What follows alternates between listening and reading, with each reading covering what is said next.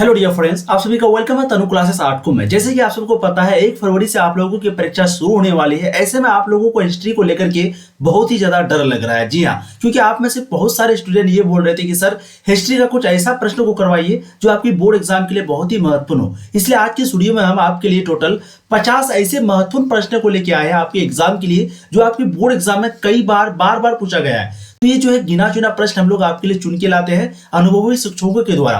बस आप लोगों से रिक्वेस्ट है कि आप कम से कम, आपको 50 में से चैलेंज है कि कम से कम 40 का जवाब दीजिए। अगर आप 40 का जवाब दे पाते हैं तो आप समझिए कि आपकी जो तैयारी है वो बहुत ही लाजवाब है। और अगर आप 40 का नहीं दे पाते हैं तब भी आपको नहीं डरना है, आपको उस प्रश्न का स्क्रीनशॉट लेना है और वीडियो खत्म होने के बाद 1 से 2 बार रिवाइज करना है। ये जो वीडियो है आपके लिए काफी महत्वपूर्ण है आपके एग्जाम में।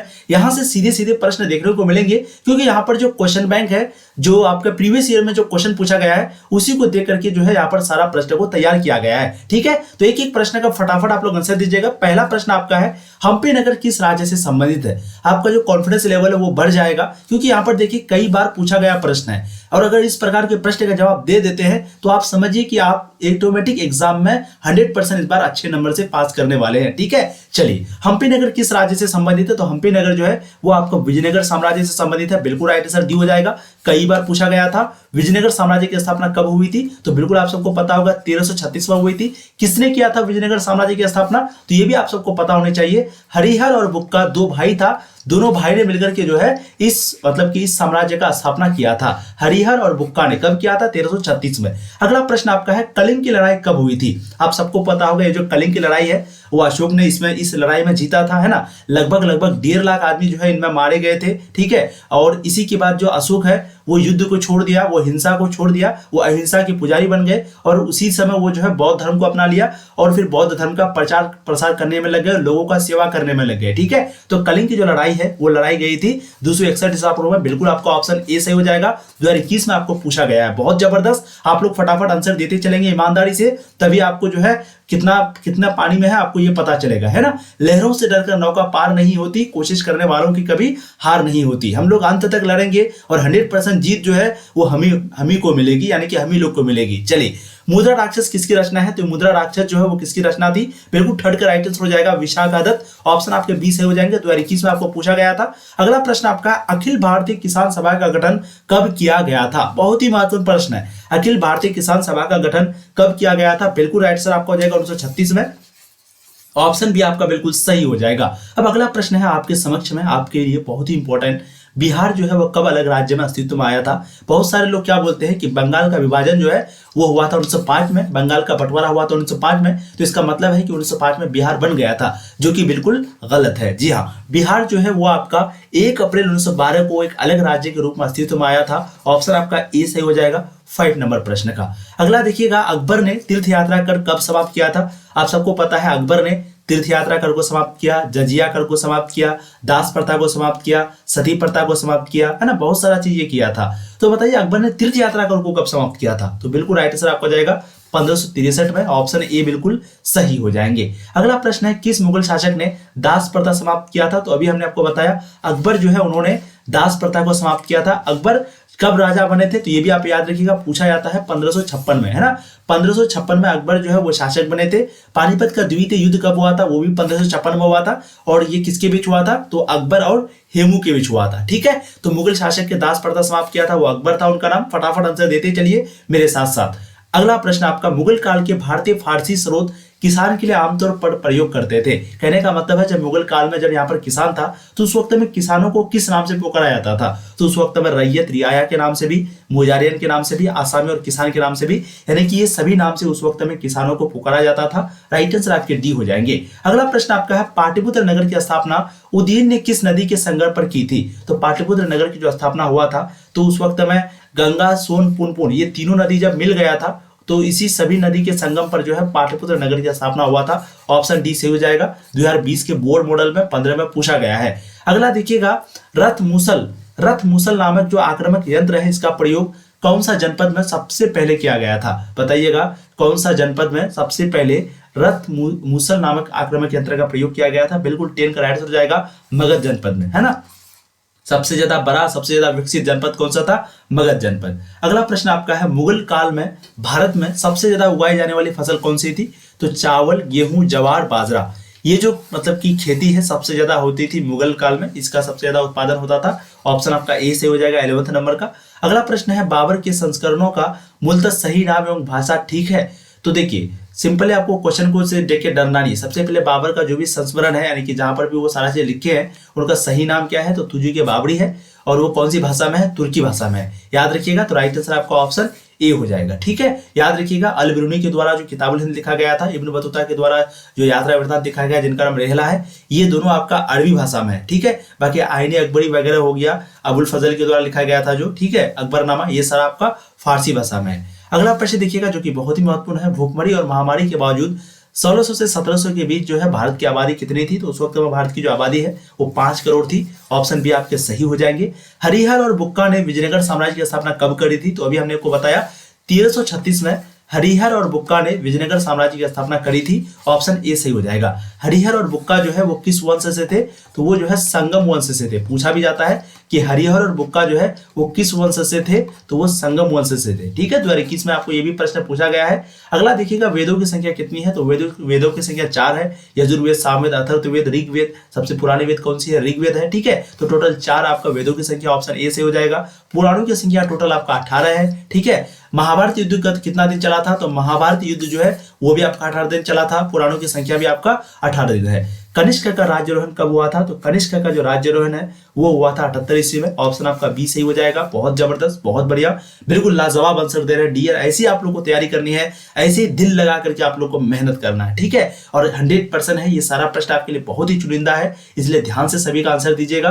पूरे वीडियो को लास्ट तक देखिएगा। चलिए, विजयनगर तथा बहमनी के बीच प्रायः किस क्षेत्र को लेकर के हमेशा संघर्ष होता था। तो एक क्षेत्र था जिनका नाम क्या था, रायचूर दोआब। इसी क्षेत्र को लेकर के विजयनगर और बहमनी के बीच जो है हमेशा कोई ना कोई विवाद होते रहता था। राइट आंसर डी हो जाएगा। अगला है सर्वप्रथम विजयनगर की यात्रा पर आने वाला जो विदेशी यात्री था कौन था। तो ये 2020 में आपको पूछा गया है। ठीक है, तो विजयनगर की यात्रा पर जो आने वाला विदेशी यात्री था उनका नाम यहाँ पर हो जाएगा निकोलो कोंटी, है ना। यही जो है सबसे पहले विजयनगर साम्राज्य में भारत आए थे। अगला देखिएगा गुरु नानक का जन्म कहां पर हुआ था। तो गुरु नानक का जन्म जो है तलवंडी में हुआ था। ऑप्शन सी 19 का बिल्कुल सही हो जाएगा। ये भी प्रश्न आपको कई बार पूछा गया है। ठीक है, अगला प्रश्न आपका है कबीर के उपदेशों का संग्रह किस ग्रंथ में मिलता है। तो कबीर का जो भी उपदेश है उसका जो संग्रह है वो हम लोगों को बीजक में मिलता है। ऑप्शन आपका बी सही हो जाएगा। 20 नंबर प्रश्न का, ये भी 2021 में आपको पूछा गया है। अगला प्रश्न है कबीर अरबी भाषा का शब्द है, इसका मतलब क्या होता है। तो कबीर जो है वो अरबी भाषा का शब्द है, इसका मतलब होता है महान। ऑप्शन सी आपके सही हो जाएंगे 21 नंबर प्रश्न का। अगला देखिएगा कबीर किसके शिष्य थे। तो कबीर जो है वो किसके शिष्य थे, ये प्रश्न आपको पूछा गया है। ठीक है, कबीर जो है वो रामानंद के शिष्य थे। ऑप्शन सी आपका सही हो जाएगा 22 नंबर प्रश्न का। अगला देखिएगा रूस में भारत विद्या का जनक किसे कहा जाता है।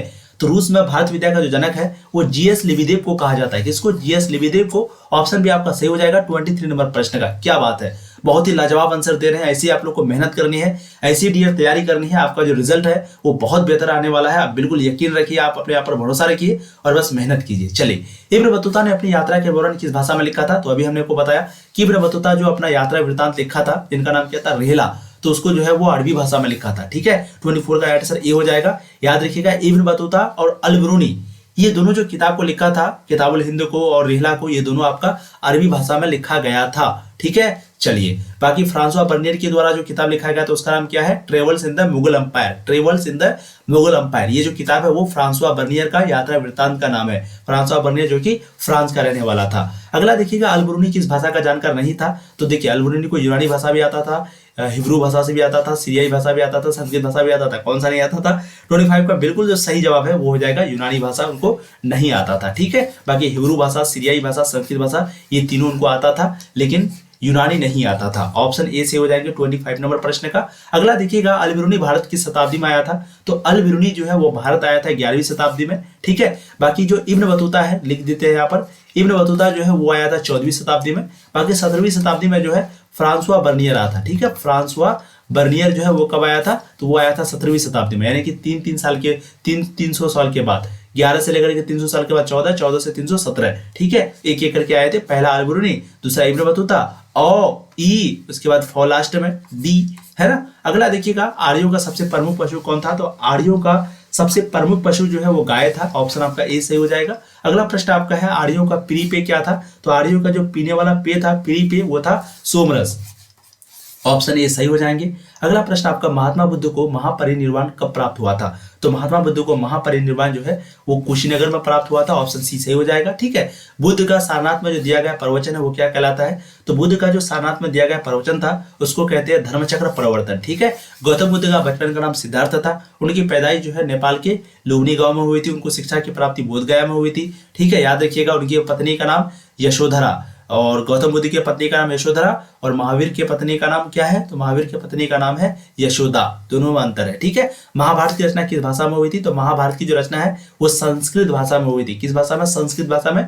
ये भी प्रश्न आपको पूछा गया है। और महाभारत को लिखने वाला कौन था? महर्षि वेदव्यास, उनका पूरा नाम है महर्षि वेदव्यास। ठीक है, पुराणों की संख्या कितनी है? देखिए कितना बार पूछा ये प्रश्न आपको, कितना आसान है। पुराणों की संख्या टोटल 18 है। कितना बार हम करवाए हैं आपको, है कि नहीं? तो राइट आंसर क्या हो जाएगा आपका? बिल्कुल बी हो जाएगा। बहुत जबरदस्त, बहुत बढ़िया।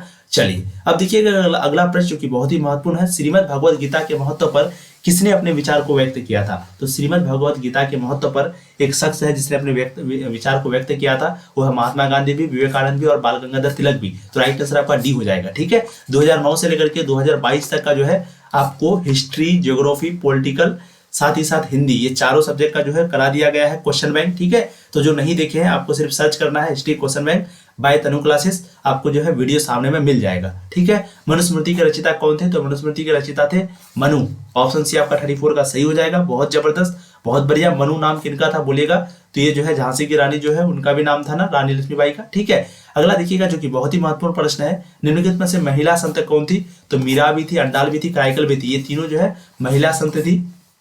राइट आंसर आपके डी हो जाएंगे। अगला प्रश्न है, धम्म की शुरुआत किसने की थी? तो धम्म की जो शुरुआत है वो अशोक ने की थी, है ना। अशोक ने धम्म की शुरुआत करी। ऑप्शन सी आपका सही हो जाएगा। बहुत जबरदस्त, याद रखिएगा। कलिंग के युद्ध में इनको जीत प्राप्त हुई थी। अशोक ने धम्म का शुरुआत किया जहां पर सभी धर्मों को आने का इजाजत था। अगला देखिएगा, समुद्रगुप्त की जो तुलना है वो किस यूरोपीय शासक से की जाती है? ये आपका रसगुल्ला वाला प्रश्न आ गया, हलवा प्रश्न आ गया।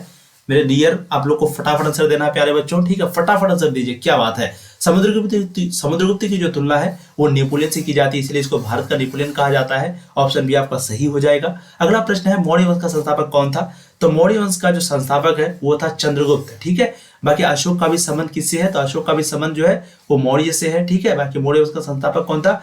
चंद्रगुप्त। तो राइट आंसर आपका ए हो जाएगा 38 नंबर का।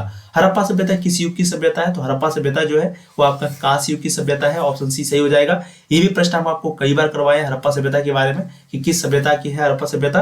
कांस्य युग की। ऑप्शन सी सही हो जाएगा। आप लोग को ये सारा प्रश्न याद है ना? अगर याद नहीं है तो अभी भी अच्छे से पढ़िए, वेबसाइट में जाकर के अच्छे से तैयारी कीजिए। ठीक है, अगला, भारतीय सिविल सेवा परीक्षा इंग्लैंड तथा भारत में एक साथ कब से आयोजित किए जाने लगे? यानी कि सिविल सेवा जो है इंग्लैंड में भी और भारत में भी एक साथ कब से किया जाने लगा? तो ये जो है 1922 में किया जाने लगा। ऑप्शन बी आपका सही हो जाएगा।